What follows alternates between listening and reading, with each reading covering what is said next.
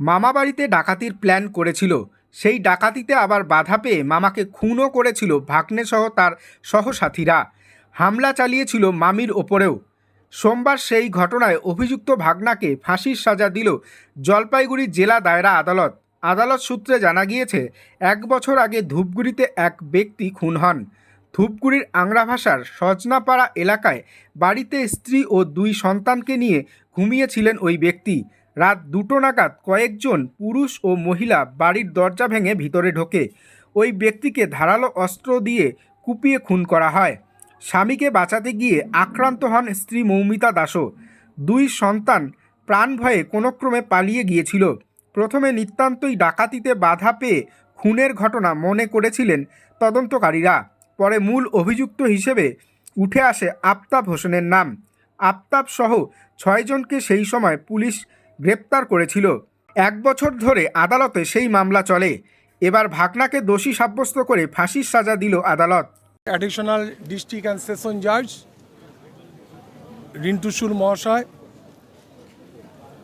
একটি judgement pass করেন গত শনিবার। সেখানটায় আসামি আফতাব আলমকে দোষী সাব্যস্ত করেন এবং আজকে সেই দোষী সাব্যস্ত হওয়ার পর আজকে সেন্টেন্স দিলেন উনি। আফতাব আলমকে ফাঁসির সাজা উনি দিয়েছেন। কেসটি হচ্ছে Dhupguri PS case number 377-23 dated 28/7/23 এবং সেশন 308-23 ডেটেড 308-23।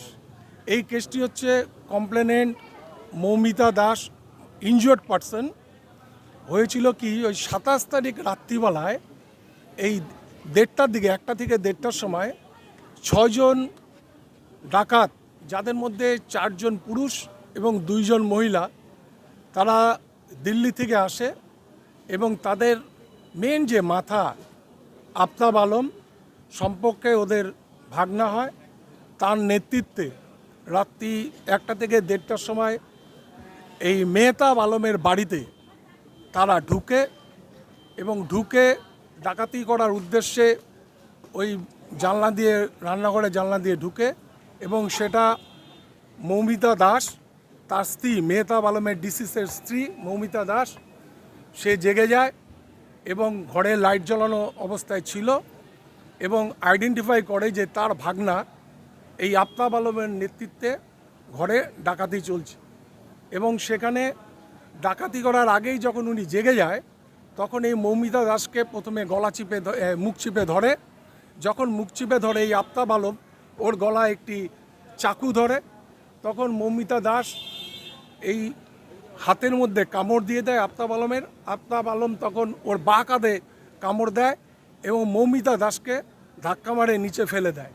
ফেলে দেওয়ার সাথে সাথেই প্রথমে মৌমিতা দাসকে সারা শরীরে চাকু দিয়ে আফতাব আলম এবং আরেকজন ছিল, যাদের পরবর্তীকালে টিআই প্যারেডে আইডেন্টিফাই করেছে, 6 জনকেই মৌমিতা দাস প্রচণ্ডভাবে চাকুর আঘাত করে এবং সারা শরীরে ব্লিডিংয়ে রক্তাক্ত অবস্থায় হয়।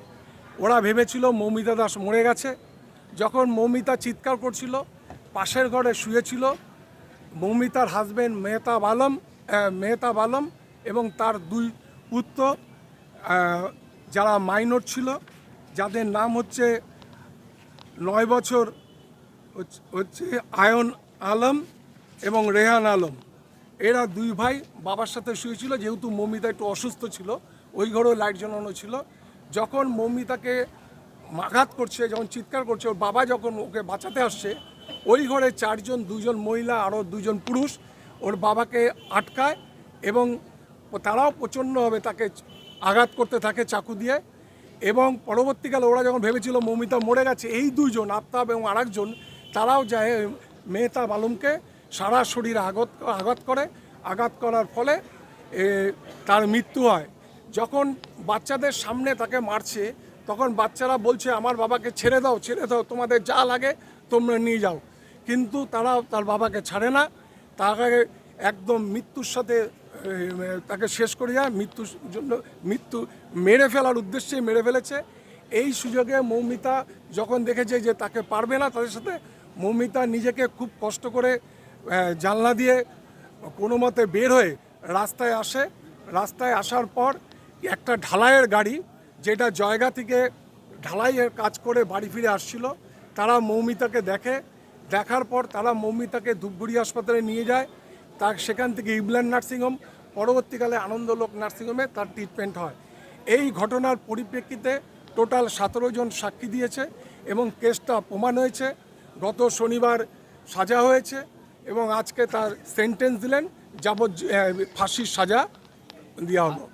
এবং আরেকটা কথা বলি, আজকে জজ সাহেব এটাও খুব প্রশংসা করেছেন, এই কেসের যিনি বিনয় যাদব, তারও খুব প্রশংসা করেছেন এবং উনি যে খুব সুন্দরভাবে এই কেসটা তদন্ত করেছে, সেই জন্য উনাকেও যাতে রিওয়ার্ড দেওয়া হয় সেটাও জজ সাহেব তার জাজমেন্টে উল্লেখ করেছেন। অ্যাডিশনাল সেশন জাজ সেকেন্ড কোর্টে মামলা চলছে, তার মধ্যে 2 জন মহিলা 1 জন পুরুষের। এই 5 জন তো ওর বন্ধু ছিল, দিল্লি থেকে তাদেরকে নিয়ে আসা হয়েছিল, সেটা কি ডাকাতির উদ্দেশ্যে নিয়ে আসা হয়েছিল নাকি? 100%। তার আগের দিন ওরা গয়েরকাটার একটা হোটেলে ওরা নাইট স্টে করেছে এবং সেখানটায় যখন কোনো হোটেলে কেউ থাকে তার নানা রকম আইডেন্টি প্রুফ লাগে, আইডেন্টি কার্ড যে কোনো লাগে। এরা আধার কার্ড দিয়েছিল এবং কি পারপাসে আসছে সেটা উল্লেখ করতে হয় কোনো হোটেলে স্টে করতে গেলে। ওরা বলেছিল আমাদের একটা আংড়া ভাষায় কাজ আছে, ওই দিন থেকে আমরা পরের দিন চলে যাব, এই বলে ওরা একদিন ওই হোটেলে স্টে করেছিল। কি হয়েছিল ঘটনার দিন? ঘটনার দিন আমি তো অসুস্থ ছিলাম, আমি একটা অন্য রুমে আলাদাই ঘুমাইছিলাম, আর আমার 2 ছেলেকে নিয়ে আমার বর ঘুমাইছিল। তারপর হচ্ছে আমরা 12টার দিকেই ঘুমাই, তো হঠাৎ 1টা-2টার দিকে, সম্ভবত 1টা-2টাই হবে, অতটা ঘড়ি দেখা হয় না ওই সময়টা, বিপদের সময়। তো আমি হচ্ছে হঠাৎ দেখি মনে হলো যে আমার সামনে কেউ দাঁড়িয়ে আছে, তো চোখ খুলে দেখি 2 জন ছেলে ছিল, ওর মধ্যে একজন হচ্ছে আমার ননাসের ছেলে আফতাব আলম, যাকে আজকে শাস্তি দেওয়া হলো, আর হচ্ছে আরেকজন তার বন্ধু ছিল। তারপরে তো আমি ওই যে চিৎকার করলাম, চিৎকার করাতে আমার বর আসতে চাইলো আমাকে বাঁচানোর জন্য।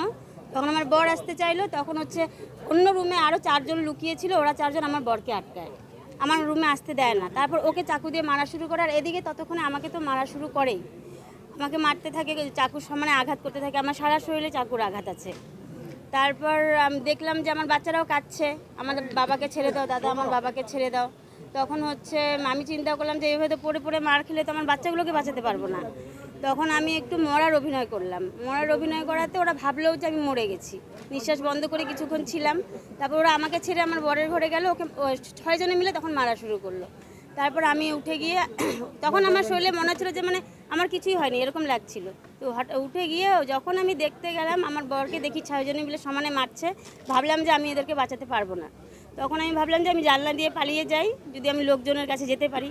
জানলা দিয়ে লাফানোর পরে আমার শরীরটা একদম মানে শরীরে আমার শক্তি ছিল না আর।